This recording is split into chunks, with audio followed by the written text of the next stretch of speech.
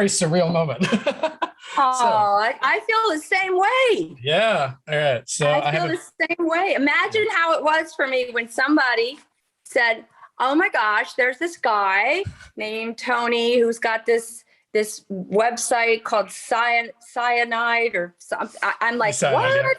What?" And they're saying that there's no way to see your movie.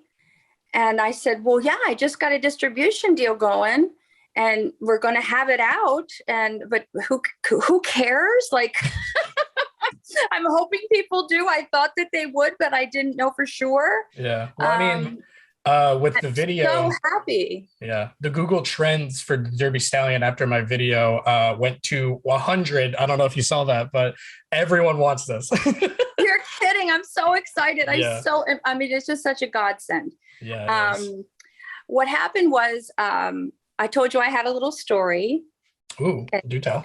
My little story is that I married the love of my life in 1997, and I gave up my career in California, and I wanted to have babies and I wanted to have children. I did. I had two beautiful children. I had three stepchildren. I had the whole life in a different section. Like, people get married and have kids. That's their one dream.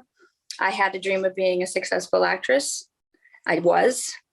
And then I had to get a different dream because I wanted to have children. And so I ended up in Cleveland, Ohio. No one could believe it. Hey, that's where my dad's from. Well, that's where my kid's dad's from too. Oh, awesome. Yeah. So we were there. It was very nice. No one could believe it. That I would leave, Los Angeles and New York to move to Snow Valley, basically. But I loved Cleveland. It was lovely, lovely people. I'd grown up in Ohio and West Virginia, and Maryland. This is where I really feel like I'm from. And I had a great time. I couldn't stand the cold, so we got a place in Florida. So we were there, and then we were in New York City and Connecticut, which I'd kept my home there. I bought a house when I was very young there. And then my kids got to be about 5, 6, and we were seeing nothing but cartoons. And I love animation. Don't get me wrong. It's not like I don't. I'm actually auditioning for something like that later today. Oh, perfect. But I was brought up on Lassie. I was brought up on Herbie, the Volkswagen. Yeah, Herbie Fully Loaded. Yeah, classic movies. Thing, and there were none.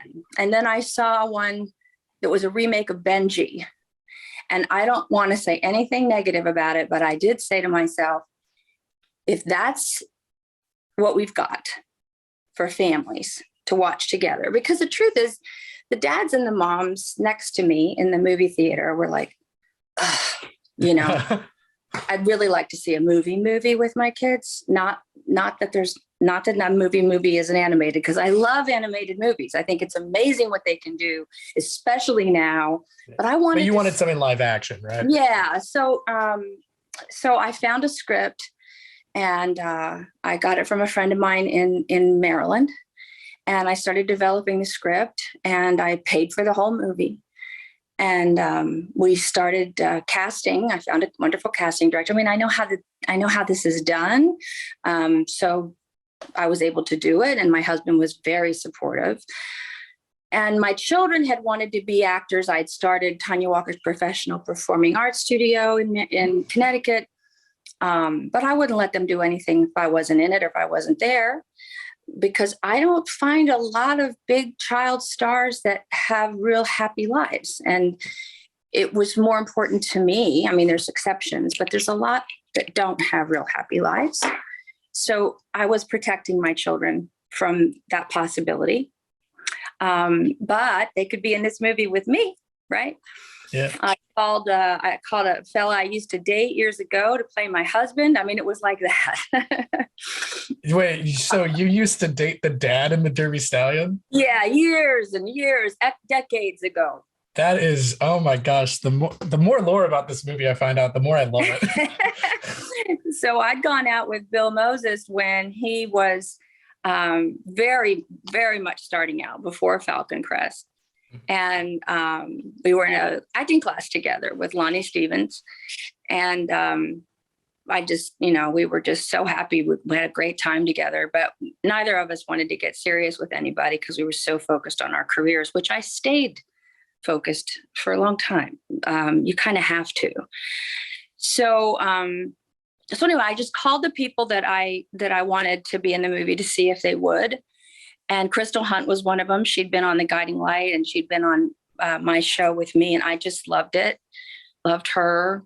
But we needed to find this group of boys. So we brought in, Donna Brower brought in tons of boys, and I'd seen this really charismatic young man on something called Summerland. He had a small part on Summerland, and I wanted to see him, and that was Zac Efron. Yeah. So when Zac came in, it was over, and I learned a lot, just a little aside about casting, because other actors with light eyes and dark hair who were very, very good came in to audition. And if they had dark hair and brown eyes or dark hair and green, I couldn't have anybody with dark hair in that group of 4 guys. So for any actors out there, if somebody like me has already cast somebody in a group on a film and you rock, you're the greatest, okay? If you don't get it, it's not because you're not the greatest and you didn't rock, okay? It's because the person in charge has to put it together with the other people, and it all has to work. So I had to have his nemesis be an opposite coloring and be a little taller. And so Michael Nardelli came in, and that was fantastic. It was just a wonderful grouping of young men, but I just thought that was great. And I wanted an African-American actor who had so much depth, because this character of Houston Jones has so much story, so much depth in his history. And I couldn't believe it when I met Bill Cobbs. He was amazing. And he was from Cleveland. Oh, yeah. This is just an Ohio native story. Full stop, right? Yeah. So and then, who broke the story? A kid from Ohio. A kid from Ohio. Yeah. So excited for you. So, and me. So anyway, I'm not going to go into too much more of it because other people need to get online with you and talk and do whatever. But I just wanted you to know sort of what the beginning of it was. So the movie made $5 million. High School Musical came out afterwards. It never had a wide release. I opened it in the two movie theaters, but then people just went crazy for the DVD, and that was great. Yeah. And the lunchbox too, apparently. Oh, you name it. Yeah. And I had a whole lot of awards. I got a lot of awards for this. I got the New York International Film and Video Award for Best Feature. I got the Best Feature in the Great Lakes Film Festival, I think, Newport Beach, tons of them. We were entered into and were finalists in the London Children's Film Festival, so I went to London for that. It was very well received. It was my very first time that I'd ever produced a film, and I want to do more. So P.S., the distribution deal that you do with distributors is 20 to 25 years. Okay. So my husband died in 1997 from cancer after I took care of him for 4 years.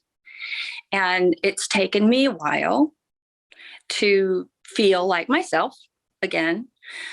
And I moved my girls out here to California, which is where he and I were going to retire in Palm Desert. And I need to work. I don't have any kids running around my house, So no grandkids either for a while. So I said, well, everybody's trying to do diversity. Everybody's trying to do movies that have all kinds of different messages in them. Some are well received by parents. Some are not so well received by parents. It's really none of my business.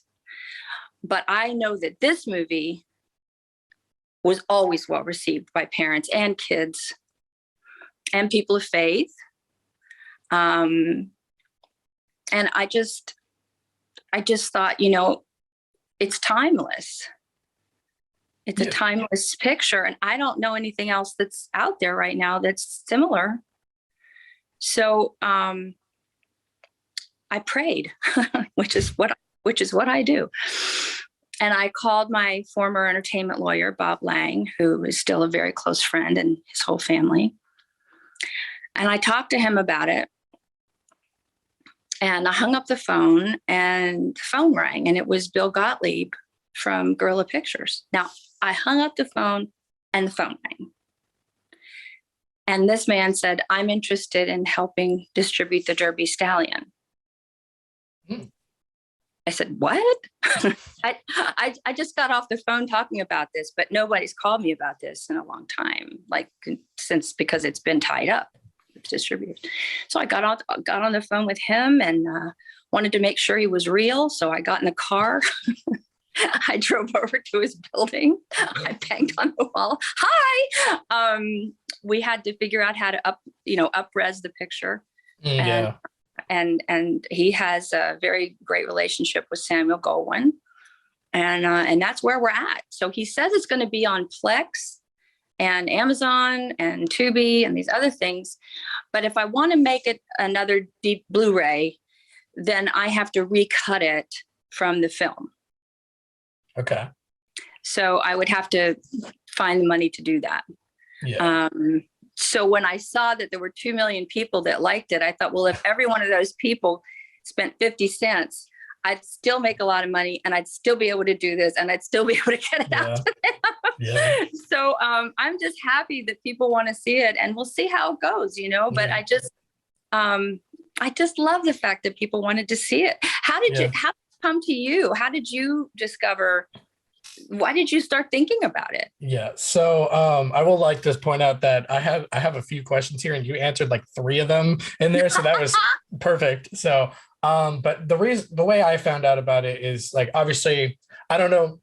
I do have to ask before I go into that. The first one, how did you find my video? Was it through TikTok? I noticed you pointed out the 2 million. So it has to be through TikTok. Did one of your daughters send it to you? Did someone send it to you? How did you find it? Who sent it? It was a fan, one of my fans. Oh. I can't remember which one. I can look back and get you the name of the person. Okay. But then I sent it to my kids because I can barely figure out how to make a Zoom call on me. But I mean, when it comes to like, how do you post properly on TikTok? I don't know. How do you DM on TikTok? I don't know. How do you, there's so many things I don't know because, I have to learn on the job, When I post on Instagram, Kimberlyn Brown, who just got nominated for an Emmy, Beautiful. She told me, because you have to hashtag, you have to do the @ signs, you have to say actress, you have to say CBS Bold and Beautiful, you have to say ABC General Hospital, you have to say all these different things. I'm like, oh my gosh, that's so much work. She goes, no, it's just like, you have to do that. That's how it works. So I'm just, I can teach acting. I can teach directing. I can teach producing.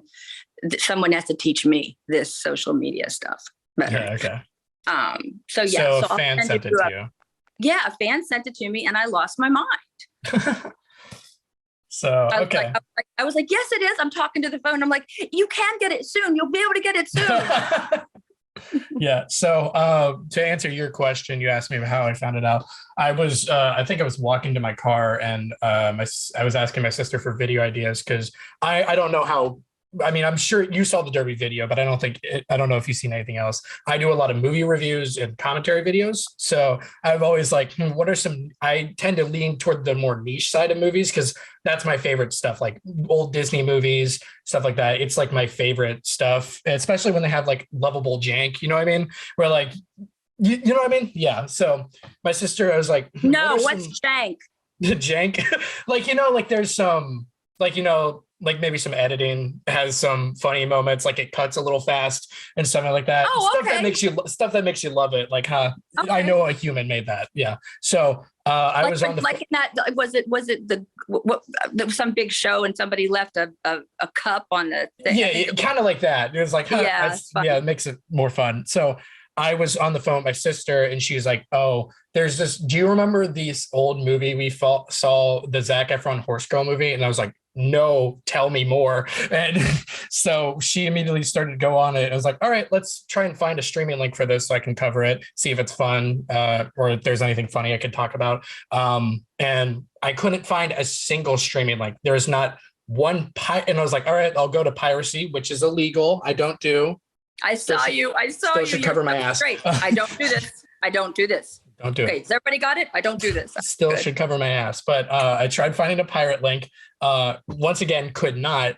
And I was like, and I tried the Amazon link because I was like, all right, is the only way to get this in the UK? I'm not from the UK. I'm from Ohio, but I'm in Georgia right now. So still not the UK. And then it led to, all right, I have to physically buy the CD, which was going to take 3 weeks to ship. And that was the main reason I was trying to find a streaming link.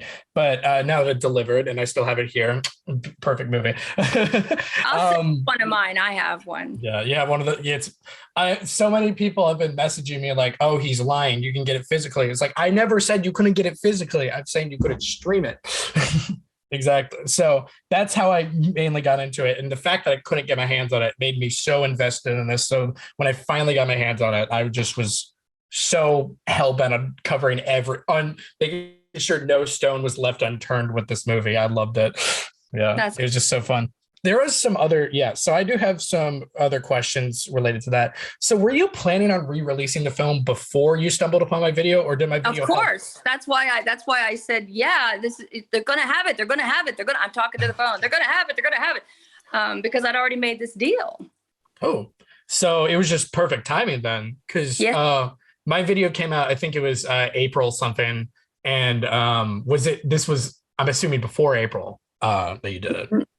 The distribution deal? I've been working on it for 3-4 months since Christmas. So perfect. All right. Wow. I'm very excited about that. So yeah. So you talked about Zac Efron, and I want to talk. I had a whole segment where I wanted to ask about 3 people in the movie. Asked about Zac Efron, but you already went through him, and you clearly could tell he was a star. So, and I also want to talk about Billy Preston. He's a very influential man, respected music icon. And this, I believe, you said in the bonus features that this was the last thing he made before he passed on. So I want to know, what was it like working with him? Did you ever get to directly talk to him, or was there like a middleman? How was it? You may know who Sam Cooke is. Not off the top of my head. Okay. Well, what happened was I met Sam from Sam and Dave, and his wife was my friend, and she's a manager, and she represented Billy Preston.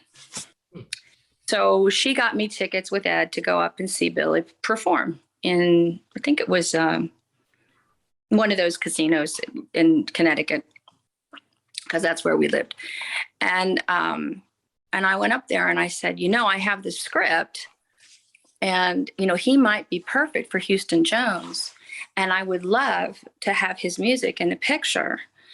So, Bob Lang and the rest of us, we put together contracts and a possible deal with him.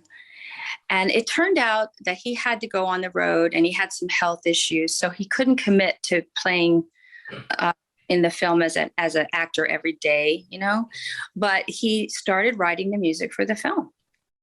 So I had the music for the film, done before I did anything else, before I cast anybody, right?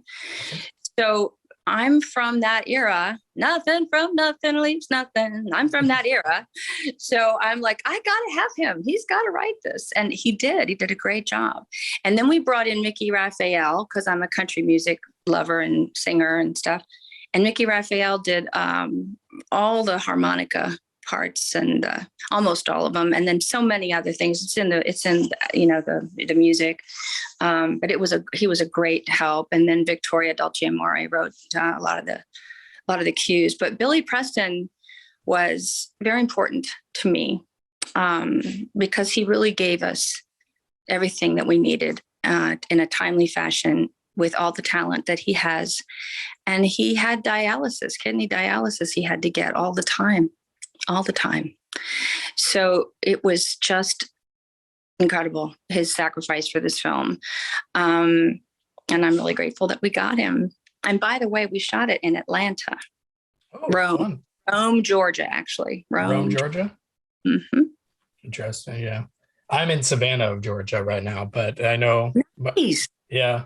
If I had, I think I could go to the Atlanta campus, but I don't know how that works. So moving on from Billy Preston, I'd also like to ask about your daughters, if you don't mind. So for those who don't know, your daughters play the role of Patrick's sisters, and especially your daughters in the film and in real life. So what was it like acting alongside your children? I know from my own experience as a filmmaker that working with younger kids can be quite difficult, but was it fun working with them? Was it a hassle? How was it? Well, the director said, you take care of the kids. You direct the kids. So I directed the kids. And we got some really wonderful stuff from my girls. But they'd already shown talent and timing. There's a couple there's a couple scenes you might remember where Bella says telling lies and farting. Yes. That is legitimately in my Discord server. That is Bible to us, where like if someone says something bad, it's like, you better not be telling lies and farting. You're kidding me. So actually, wait, unrelated to the interview, can I get a clip of you saying mac and cheese party, you better not be telling lies and farting? Mac and cheese what? Mac and cheese party. That's my Discord server. Oh, okay. Ready? Yes. Okay. Mac and cheese server, you better not be telling lies and farting. Thank you so much. Thank you so much. Yeah, I can to do it because actually Bella just graduated from the American Academy of Dramatic Arts. Oh shit, nice. And she's she's an actress. Nice. And how's that going for her? Is going well? Things have been shut down out here in California. I mean, like, oh yeah, whoa! But she's starting to get auditions, and agents, and all that. But we had to wait. It was tough. It was really tough. I still haven't had an opportunity to walk into a room and audition for anyone. Yeah, I know it's like over here in Georgia, it's loosening up, but I know still there's a lot of like guidelines we have to follow and stuff. But it seems we're slowly actually getting back to normal on film sets, which is nice. Well, I'll come to Georgia. I'll move. I mean it. I'm not kidding. If it's going to stay slow like this. Yeah.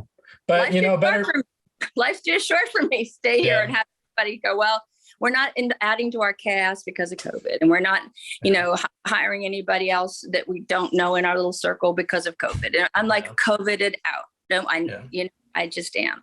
And better safe than sorry though. So no one, we all have tests and constantly and everything. It's not that. It's just there's just a real hesitation to move forward. It seems, but now it seems like it's loosening up. But it's been a tough couple of years for actors here. Yeah. So when we briefly spoke before this interview, you mentioned that, and also you said in this interview that you mentioned that you made this movie because you felt like there weren't too many films to take your daughters to that weren't animation at the time.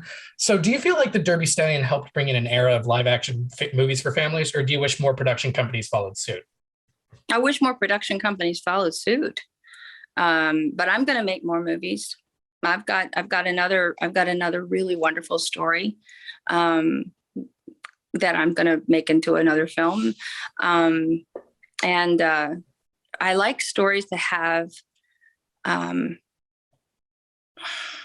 like it when they have a message, but it's not anything that hits anybody over the head. It just makes you feel good at the end. And that's the kind I like to make. So that's my next project, is about a basketball star who's white, and she's not able to get her support from her family. They are very, very poor.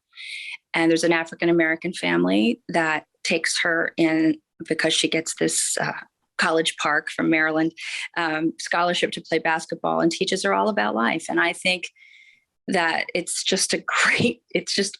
And I love it. So I'm making that. That's my next thing. But yeah, I think we need more of those. because families need to hang out together and they need to watch stuff together and have, and, not a deep discussion necessarily, but a little talk. Yeah, I agree with that. So I know you asked about how I found out about this movie, but I've been asking you a lot of questions. So I'll pass the mic over to you. Do you have any questions for me besides the one you obviously listed? But okay, so this is what you said. I thought you said you were digging through your grandma's movie collection. Yes. I love that. I'm so happy she has that there. Yeah. And she still had it, right? She did not have it. No, that's the reason why. Because if she had it, yeah, she had it, then this would be a way easier video to make. Because that was the first one. It was like, oh, we watched it, but they moved like a few years ago. So they're like, oh, it must have got lost in the move. So that's okay. And then obviously that led to the whole string of events and the video of me trying to find it. So do you think that 2 million people that like your thing will like the movie? Well, I mean, we had a little bit of a watch along in my server because so many people are like, we can't find it. You should stream it. And I was like, maybe not. But I know another reason is like, I don't have good Wi-Fi here. So even if I tried to like stream it, it probably wouldn't go well. But so many people kept begging. I was like, all right, fine. In my Discord server, we'll have a movie night because I have it and I'll make sure to do it where it's commentary. So I'm not like completely just pirating it. And so many people joined. I think it was like, we literally exceeded the amount of people who could watch a single stream because so many people were trying to watch it. So that means a lot of people watch it. A lot of people were enjoying it. They were giggling along with it. Yeah. And also, so you already did that. Yes, that happened, I think 3 weeks ago or something like that. And yeah, it was a very fun time. And it's a one-off thing. Yeah, I mean, I don't usually tend to like repeat the things I show, at least in my stream. Because I'll work something out with you and you can help me promote the movie and maybe benefit from it somehow. Yeah, but don't stream it for free anymore. No. That was a one-time show. Okay, but I really will. I really can't tell you how much I appreciate your help. I don't have any followers. My Instagram is lame. I'm trying. So I need you to help me. I don't know how to do it. But I love the idea of being able to communicate with my fans. The reason it's at 2,000 or 9,000 or whatever, first of all, I just signed up for TikTok and then I had to change my name because I guess somebody had signed up and I had like a DX5256 blah, blah, blah, blah. So I got rid of that one, which was the one your thing was on. So now I have to put it on the new one, which is Tonja_USA, which is cool. But when I got off One Life to Live, it was because O.J. Simpson had been arrested and everybody was following around with the court every day. And we got preempted constantly. And it was really the beginning of the end of daytime TV because everybody wanted to watch this reality thing, like everybody's watching Johnny Depp and Amber Heard. And so I hated reality television because it put so many people I loved, including me, out of work. Yeah. Right. So I didn't want to do this followers thing. I was a snob. I thought that, that people that were entertainers should be trained performers and they should be entertaining because they're trained performers or on a talk show, So people that were getting famous for eating worms in Africa, I was absolutely not pleased at all about that. I just didn't get it, and it was putting people out of work that I loved and that I cared about. This is getting canceled, that's getting canceled, to put on a cheaper show with basically non-professional performers. And I just said, I'm not jumping on this bandwagon to get followers and stuff. I'm just not, it's not about that for me. And so now I'm really sad that I made that decision because the industry's changed completely. I mean, it's like if I can be the most qualified person for any job. I can be the best choice for any job, and I won't get it if I don't have enough followers. about that. That is so weird. And I never thought it would be like that, but it is. Yeah. And if you're actually not so talented, but you have 1 million followers. I mean, you seen what they did with like, I forget what, I think it was Brat TV doing all the TikTok stars in their own TV shows, and they were so hilariously bad. And just, it's such fun for that reason. But, you know, it's always like, dang, someone who is good didn't get that role, which sucks. True. So now I need to realize I've got to play by the rules everybody set, and I need to try to get, you know, followers. One thing that I've always done though is and anybody that's a fan of mine knows this, I do everything I can for my fans. I show up, I sign autographs, I send pictures, I do cameos, I do everything I can to stay close to those who have been so good to me. Mm-hmm. So I will continue to do that. If they'd like to follow me on anything, I'm at The Real Tonja on Instagram. And I'm at that Tonja _Tanya_ USA on TikTok. And, you know, I've had too many followers on Facebook since the beginning, and I don't know how to get rid of anybody because I love everybody. So I can't build that up anymore. Nobody wants to go to my public figure page because they feel like they're my friends. It's true. I started on Facebook before you were born. I started on Facebook when it started, right? You could only have 5,000. Yeah. So I had 5,000 minutes. And so it's like, you can't have any more. Mm-hmm. And now it's just this big conglomerate. Yeah. Right. Yeah. So, I mean, I was gonna wrap it up. But I mean, you basically gave me all your things, but I'll just say for the edit, with that, thank you so much for your time. I really appreciate that. I enjoyed speaking with you. Where can people find you?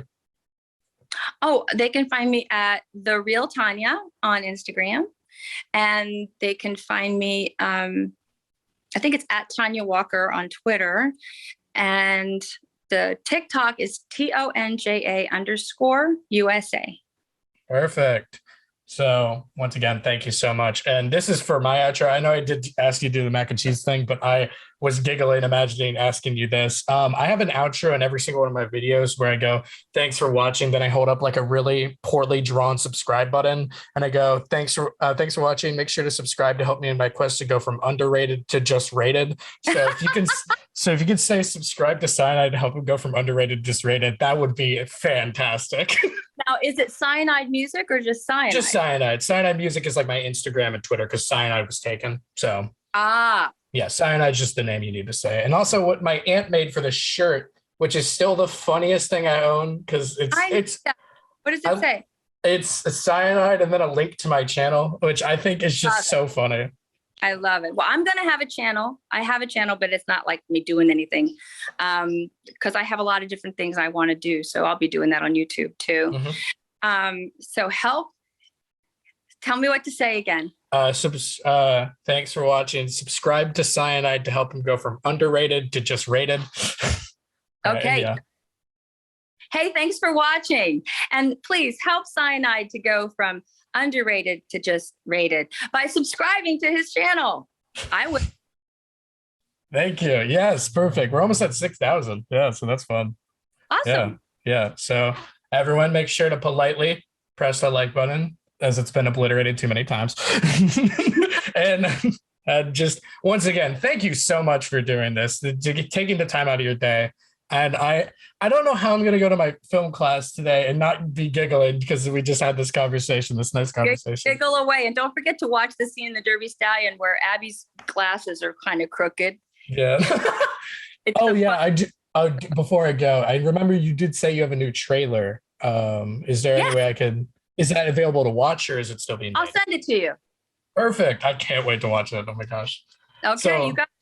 Once again, thank you so much. I cannot express thank you so much for your time. I know I keep saying this like an idiot, but still. Let's keep in touch. I'm telling you, I want to work with you to get this out there. So that'd be awesome. Yeah. Okay. I can't wait to talk to you again. Thank you so much for this. Have a great day. Okay. Bye-bye.